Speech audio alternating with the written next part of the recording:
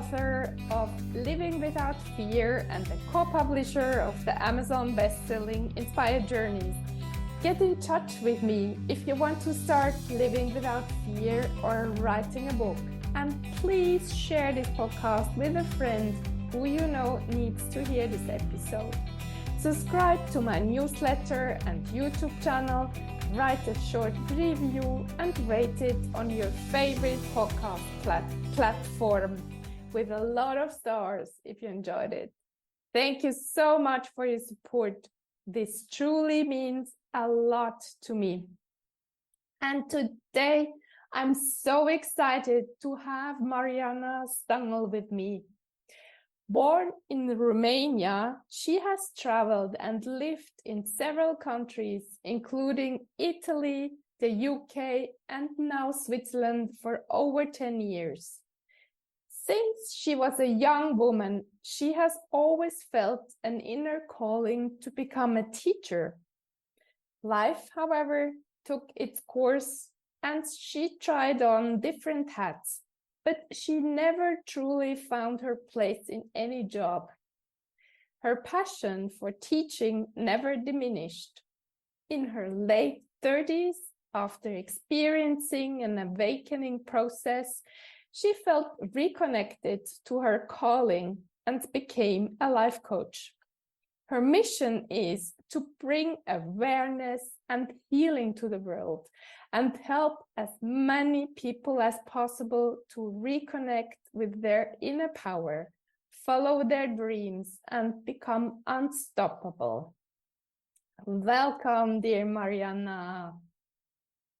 Welcome, Esther. Thank you so much for having me here today. So let's jump right into the first question. What has been your turning moment in life, dear Mariana? Well, my turning moments, they have been quite a few, and I will recall today my powerful one in my late 30s, where after several relationship that ended and I could not find my why, I had to break down in order to break through, and I had my awakening process where I started to really understand it's time to refocus on myself and look within and have a real talk to myself and reconnect to who I am and discover actually who I am and where I'm going and what I'm here for. And your life started in Romania and in a family with a lot of children, right? So we started in Romania. I am the biggest sister in three. We are three sisters and I'm the bigger one. And I was all my life a bit the guidance point of the other two. I was the one who had to step out and do the stuff in the house and bring the rubbish and go to buy stuff to the market. And I was obviously, as a child, not always very happy, but it really helped me and guided me later on in life to stand up for me and to take that first step that sometimes it's so much courage needed. And how about love? Did you experience love as a child? As a child, my childhood, I would not say was unhappy. It was just with a lot of situations due to our family, where my father had some alcohol issues, and as children we kind of suffered from this trauma. And later on in life I had to come to understand why I had to live the life I lived and why all those childhood moments had such a big impact on my life. And as a child, as I said, it was not an unhappy childhood. I had the basics that I need. but I did not felt that love from my father. There were just not enough moments of appreciation, of being seen, of being heard. And this had impacted my whole adult life. Yes. And why did you leave Romania? I still remember today, that evening when we had the talk, I was 18. I finished my college, and I was admitted to university. And because of a monetary situation at home, I decided for myself, I want to go and have my job and earn my money, because I saw my family struggling with the money. So I step out and ask my father, who was at the time working in Italy, to bring me with him. And that's the moment when I had a big discussion with my family, who really didn't agree, but I stand up for myself, and I decided that I want to go and I want to start earning my money, with the idea I will go back and I will finish my university, which never happened, because then life happened for me. But this was the first time as a child, as a young teenager woman, standing up for myself and deciding for my life. And from there started my journey. And how did it go in Italy? How did you feel? What kind of relationships did you have? I could write several books on this experience, because my life was not easy. The arrival in Italy was not easy.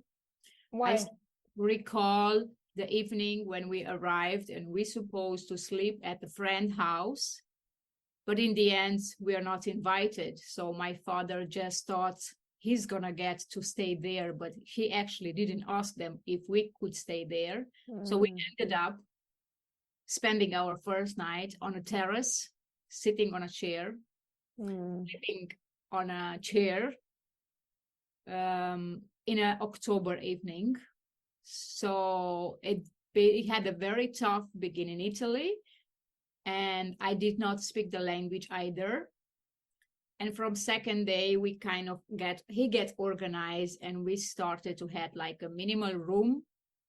But it was also a very tough experience, because it was a room in a garage where were like rats walking around, and I was alone while he was waking up in the morning, going to work to earn the money.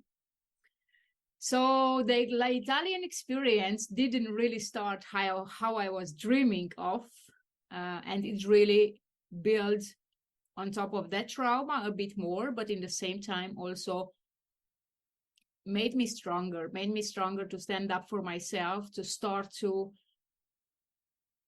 really listen. Is it really this what I want, to be here in Italy? So I started to go out, to walk around, to read newspapers, to start to learn Italian by looking at the windows of the shops. And it's a magical experience, because I learned Italian almost like my mother tongue without going to school. And how did you find your first job, Mariana? I think it was my way of being open to people and asking around and never forgetting, why am I here for, right?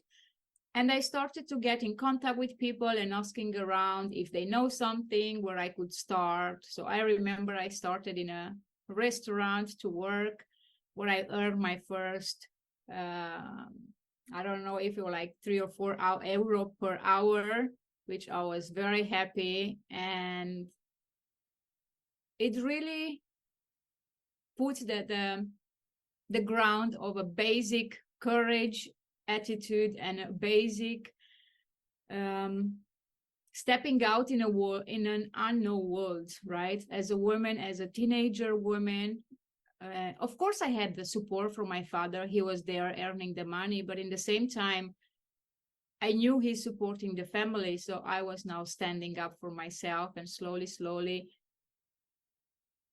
finding a way to really accomplish the dream I went for, right? And what kind of relationships did you enter? It was very interesting. Since there, I met those people working in the restaurant, as I said, and since there, after I kind of also reconnected to a male figure, which in several years also became, after several years, became my boyfriend also. I had nice connection with the people owning these restaurants. Like we stay like in nice contact.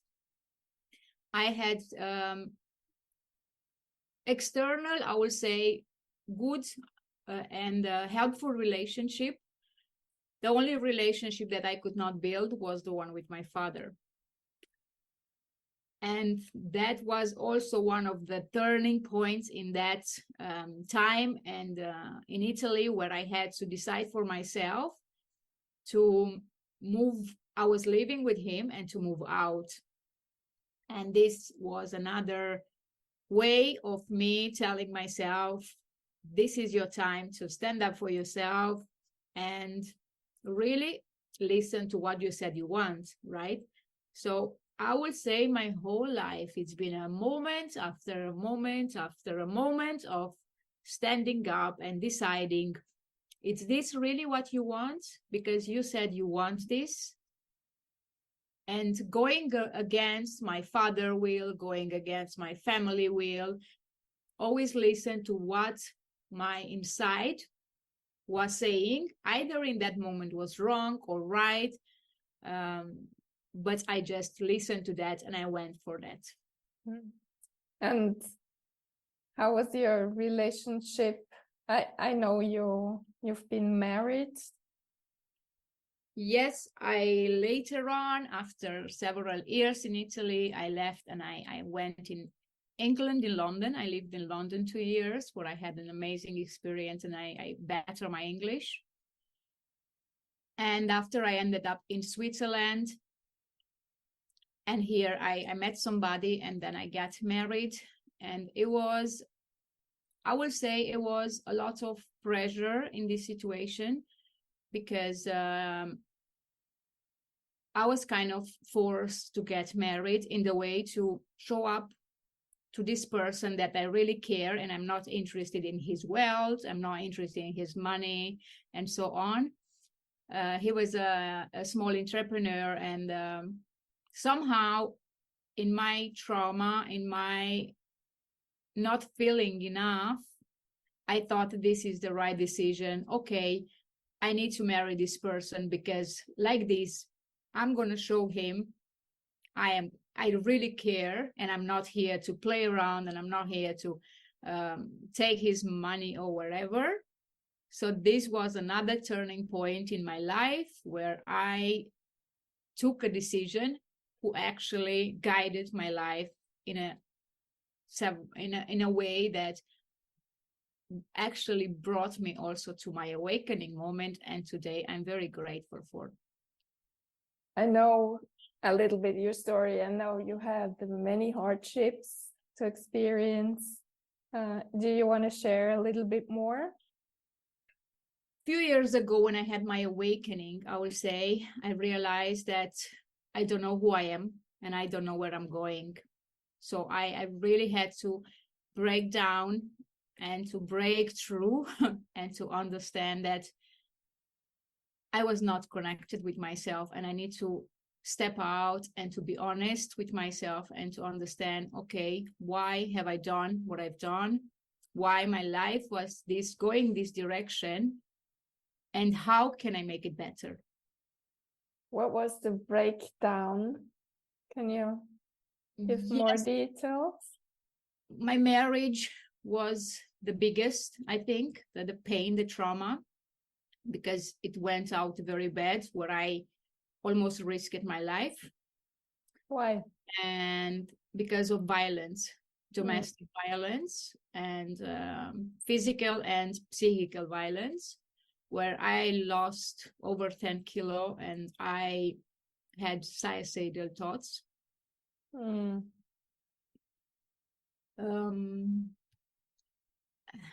You get me emotional, and I was not thinking.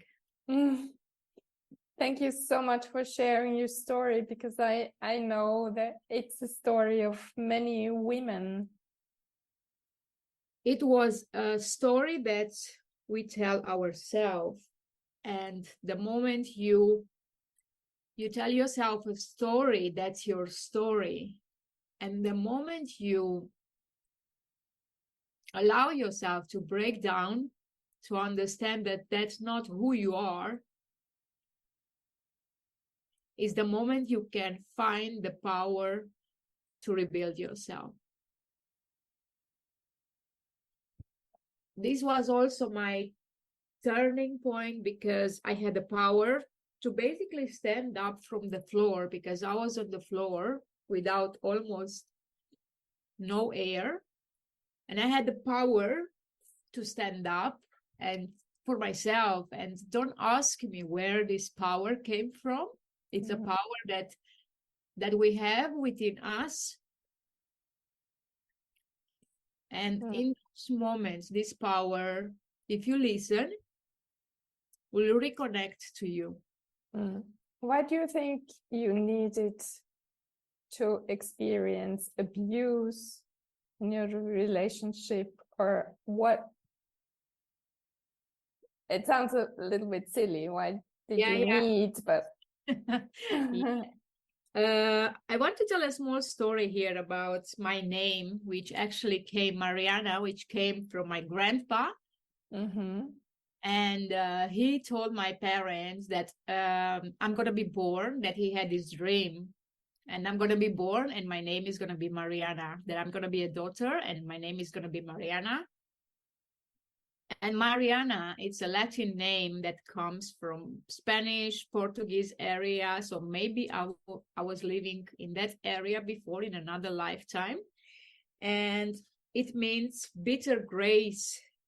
It means the women who are not afraid to stand up for themselves and what they believe in. And I found such a big connection in this powerful little story from my grandpa, because it's exactly why I had to go through several situations and events in my life in order to become the powerhouse that I'm today. You needed to rebuild your life many, many times, huh? Yes. And I'm still doing right now. It's not finished. I am still a work in progress. I am untapping next levels of growth, as many of us, that it's never finished. It's a marathon that you are just keeping growing, keeping breaking down walls of limiting beliefs that you have about yourself, stories that you build in your head about who you are and what you're doing and what you can and what you cannot. And each one of us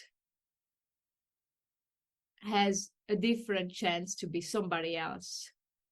The question stays, are you willing to get in touch with that you? If someone is listening now, Mariana, who experienced abuse as you did, what would you recommend this person? In those moments that you experience abuse, you think you're alone, you're lost. And my message out there will be to reach out to someone you trust, to someone you maybe not necessarily trust, but someone you can see can help you. And to understand that your ego will not help you, that you need somebody out from your mindset box, from your life, that can really in that moment like hold you a hand to say, okay, let's see, you are not alone. What can I do for you? That was something that I had to experience because I had no choice. So I will just send this message out there. Don't wait till the last moment, because it may be too late. Reach out for help in time. And you reached out for help at the right moment, I guess. I'm still here, so I guess I have also a protecting angel. But yes, I reach out on time, and I kind of like, I wake up in that moment to my power, because I was really experiencing near death, and something kind of saved me. I just told myself, it can't be that it's finished now. And in that moment, I felt I need to stand up and run out from the flat, and I reach out to neighbors, which actually continue the process, called police and so on. So if any woman experience abuse, physical, psychical, whatever kind of abuse, it's time to recognize that's not love, that's not care, that's not somebody who is in your life and deserves to stay in your life. That's the time, and that's the turning point to understand enough is enough. And happiness and love is something else. Beautiful. I'm so happy, Mariana, that you felt this inner voice that to get up and to take care of yourself. It's beautiful. What else would you recommend our listeners? Maybe some nuggets along the way. Ooh, there'll be so many. There'll be so many. I'm trying to think at something very powerful, and that was something that I had. It was one of my life lessons, was to understand that loving me before loving anyone else is the most important task. And the society we live today in, it's more or less guiding us to look out for the love, to expect the love, the man who brings us flower, the man who brings us in trips. And through all my experiences in life and events and suffer, and I understood that self-love is not selfish, it's mandatory. And when you work on your self-love, when you reconnect to who you really are, when you heal yourself, you will not go anymore into those kind of relationships. You will build up boundaries, like healthy boundaries. You will thrive in life, because now you understood that the most important connection is with yourself. And the love that comes from others, or you can give to others, it's a bonus. It's something that you will give when your cup is full, and you're not chasing in order to fill up your cup. Thank you so much, Mariana, for being so vulnerable and sharing your story. Thank you so much, Esther, for having me here. Thank you actually for getting me to that vulnerability level, because this is what also I want to say to your audience and to the people listening to us. Being vulnerable is a power. And I wish you an amazing journey. You're doing an amazing job with this podcast, spreading the love, spreading the message out there. And thanks again for having me here. Thank you, Mariana. And thank you, dear listener, for spending your precious time with us today. And in case you feel worthless today and nobody seems to like you, we tell you, you're amazing, we love you, and you're a gift to everyone who crosses your path. And please tell yourself these sentences over and over again. Have an amazing day, and talk to you next week.